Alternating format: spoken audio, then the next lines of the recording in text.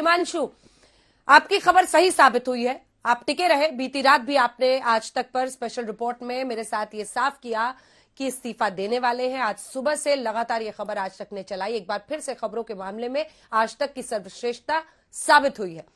लेकिन जरा डिकोड करते हैं इस खबर को, पूछिए सांसद साहब से, जरा समझाएं तो, क्योंकि ललन सिंह अगर कहें कि हम चुनाव लड़ने की व्यस्तता से अध्यक्ष पद छोड़ रहे हैं तो ये तो फिर लोग हंसेंगे इस पर। अंदर का मामला क्या था? क्या पार्टी के लोगों में शिकायत थी ललन सिंह को लेकर? क्या अगड़ी जाति के थे इसलिए अब जातिगत जनगणना में कैसे उस जाति कास्ट पॉलिटिक्स में कैसे इसको कैरी फॉरवर्ड करना है तो एक जाति संकेत है? या फिर तीसरी बात आरजेडी से उनकी करीबियां? देखिए, बिल्कुल कौशलेन जी, अंजना भी सवाल पूछ रही हैं। वो पूछ रही हैं कि क्या कारण रहे कि ललन सिंह जी ने इस्तीफा दे दिया। देखिए, इस्तीफा उन्होंने नहीं दिया, अनुरोध किया। नीतीश कुमार जी से अनुरोध किए हैं कि जो काम हम कर रहे हैं, अभी हमें चुनाव लड़ना है और कई तरह के गठबंधन में लोगों के बीच में जो सीट का बंटवारा है, प्रतिनिधियों का चुनाव है, ये सारी काम हमसे नहीं पार लगेगा। इस हिसाब से उन्होंने कहा कि आप इसको संभालिए और नीतीश कुमार ने उसको संभालने प्रयास हम लोगों ने भी कार्यकारिणी के सभी सदस्यों ने स्वीकार किया है और स्वागत भी किया है। अब परिषद का जो बैठक होगा उसमें बड़ा मोहर लगेगा और राष्ट्रीय अध्यक्ष के रूप में माननीय नीतीश कुमार जी काम करेंगे। एक सवाल ये भी है कि ये कहा जा रहा है कि ललन सिंह जी की जो नजदीकियां हैं वो आरजेडी के साथ ज्यादा हो गई थी और इसीलिए नीतीश कुमार जी को ये भाता नहीं है कि कोई जाके दूसरी पार्टी की इतनी तारीफ करे। अब इसमें हम लोग तो नहीं बोल सकते हैं, ऐसा तो कुछ मैं नहीं देखा हूं कि उनकी नजदीकियां बहुत करीब हो गया है, लेकिन ऑल पार्टी में जो कुछ है सब चीज ठीक है। हम लोग सभी सर्वमान्य नेता नीतीश कुमार जी को मानते हैं और इस पार्टी में यही खासियत है कि नीतीश कुमार जी ने बिहार में जो काम किया है वो देश में अब काम हो रहा है, पूरा देश उनको जानता है काम के लिए। तो नीतीश कुमार जी हम लोग को नेता है। देश के नेता बनेंगे क्या? एकदम बनेंगे, मतलब प्रधानमंत्री पद के उम्मीदवार बनेंगे नीतीश? ये हम नहीं कहते हैं, लेकिन देश के नेता वो बनेंगे, ऐसा उनको कोई रोक नहीं सकता। मतलब आप चाहते हैं कि नीतीश कुमार प्रधानमंत्री पद के उम्मीदवार बने? हम तो एकदम चाहते हैं, बिहार के लोग चाहते हैं कि जिस तरीके से बिहार में जो काम हुआ है आज केंद्र उसको कर रही है और केंद्र में हमारे नेता पहुंचे, काम करे, इस मौका मिलना चाहिए, पूरे देश को मौका मिलना चाहिए। एक सवाल ये भी है कि क्या भविष्य में भारतीय जनता पार्टी के साथ एक बार फिर से गठबंधन होगा? ये फैसला थोड़े हम लेते हैं, कह तो दिया कि हमारे नेता सर्वमान्य नेता नीतीश कुमार जी हैं, उनका फैसला हम लोग जानते हैं। हम लोग ये नहीं बता सकते हैं कि कौन अच्छा है कौन बुरा है, लेकिन हमारे नेता नीतीश कुमार जी इतने अच्छे हैं कि आज देश और दुनिया वो जो काम किए हैं बिहार में, एक एक आदमी के घर तक उनका काम दिखता है। इसके चलते हमारे नेता का जो काम है वो काम पर हम लोग बोलते हैं। अगर नीतीश कुमार एक बार फिर से एनडीए में जाने का फैसला लेंगे, आप पूरी पार्टी साथ है उनके? जो फैसला लेंगे वो मानेंगे, उसमें कहाँ दूर है। जी अंजना जी। हिमांशु, एक सवाल उनसे जरूर पूछिएगा लाइटर नोट पे कि जो आरजेडी के करीब चला जाता है उसको नीतीश बाबू अलग कर देते हैं, तो ऐसे में तो अब सांसद जी और जितने पार्टी बचे हुए हैं नेता, उन सबको तो आरजेडी वालों से अब बात करने में भी डर लगेगा, तेजस्वी को फोन भी करने में डरेंगे सांसद जी। जी बिल्कुल अंजना ये पूछना चाहती है कौशलेन जी कि जो व्यक्ति आरजेडी के नेताओं के साथ बातचीत करता है, जो उनके बहुत करीब चला जाता है, उसको नीतीश कुमार साइडलाइन कर देते हैं। अब सांसद विधायकों को डर लगेगा आरजेडी के लोगों के साथ बातचीत करने में? क्या नहीं, ये सब गलत बात है, ऐसी कोई बात नहीं। दोनों देखिए, नीतीश कुमार जी का जो एजेंडा है उस पर एनडीए से भी समझौता पहले हुआ है, पहले भी एनडीए के साथ रहे हैं, पहले आरजेडी से भी समझौता हुआ है, पहले भी और आज भी है। ये हम कैसे कहें, दोनों मिलकर बराबर काम किए हैं। हमारा एजेंडा है जो नीतीश कुमार का, उस पर भाजपा भी समर्थन करती है और आरजेडी भी समर्थन करती है।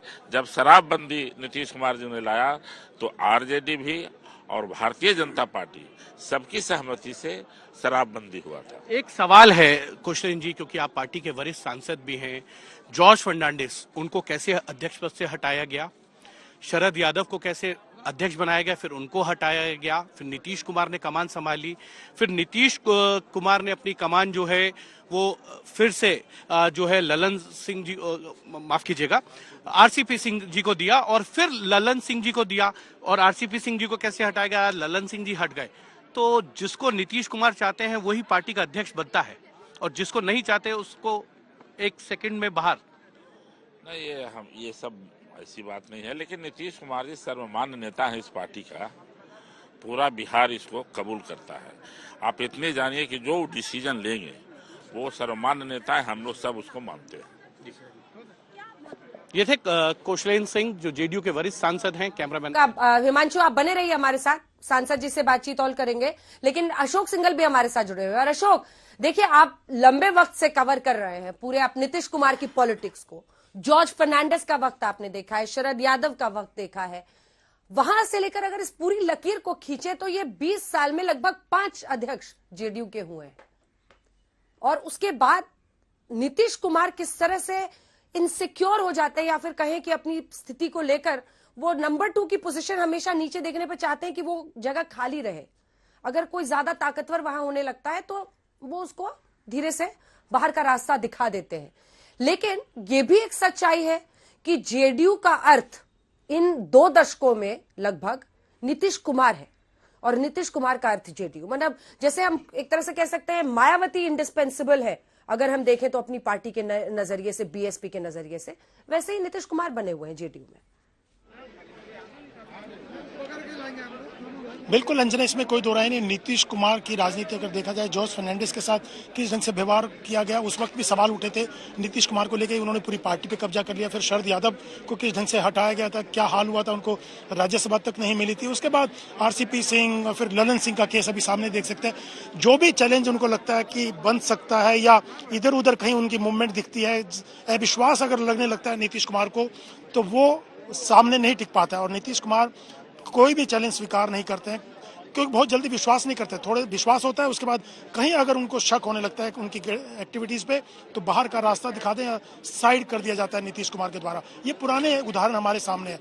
हमारे साथ एम ए फातमी जी हैं अंजना, उनसे पूछते हैं। आरजेडी में भी रहे हैं, वो मंत्री रहे केंद्र में आरजेडी के टाइम में, और अभी नीतीश जी के साथ जनरल सेक्रेटरी हैं।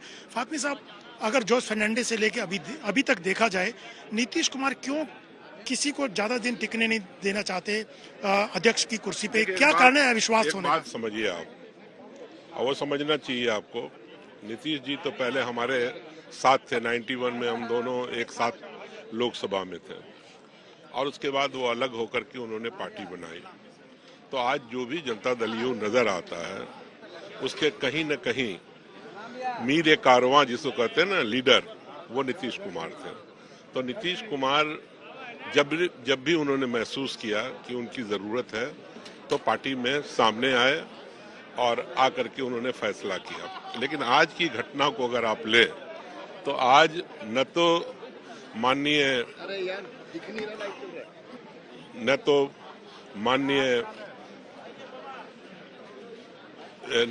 उन्होंने, नीतीश जी ने न तो निवेदन किया, न उनको बर्खास्त किया। कहने का होता है फातमी साहब, सुनिए ना, न ललन सिंह ने को रिजाइन दिया। उन्होंने सीधी उन्होंने प्रस्ताव रखा कि हम स्क्रिप्ट पहले से तैयार होती है ना फातमी साहब। आप भी इतना लंबा चौड़ा कैरियर है, लेकिन कारण क्या है विश्वास का? क्यों नीतीश जी बहुत ज्यादा समय तक विश्वास नहीं करते किसी को?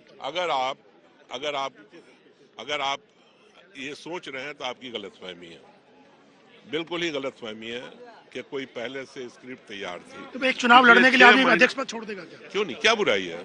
अगर वो महसूस करता है कि इनको बताइए कि खुद नीतीश बाबू ने कह दिया है, अशोक, नीतीश बाबू ने कह दिया, वो खुद ही कह रहे हैं। वो कह रहे कि मुझे ललन सिंह लंबे वक्त से कह रहे थे कि इस्तीफा देना है, मैं उनको इस्तीफा नहीं देने दे रहा था। तो ये कहानी तो लंबी चली आ रही थी, और बीते दिन सारे जेडीयू के नेता भड़क रहे थे हम लोगों पर कि आप लोग गलत खबर चला रहे हैं, ललन सिंह ने इस्तीफा दिया। छोटा सा जवाब, फिर चलेंगे शशि भूषण के बाद पटना। बिल्कुल एक छोटा सा जवाब है। फातमी साहब ये कह रहा है कि नीतीश कुमार जी ने खुद कहा है कि ललन सिंह बहुत समय से इस्तीफा देने की बात कर रहे थे, और कल खुद ललन सिंह ने कहा कि आप लोग एजेंडा कहा। देखिए, ये बात ललन सिंह ने कही कि मैं 6 महीने से रिक्वेस्ट कर रहा था कि मुझे समय देना है मुंगेर में, मैं समय नहीं दे पा रहा हूँ, इसलिए मैं इस जगह से हटना चाहता हूँ।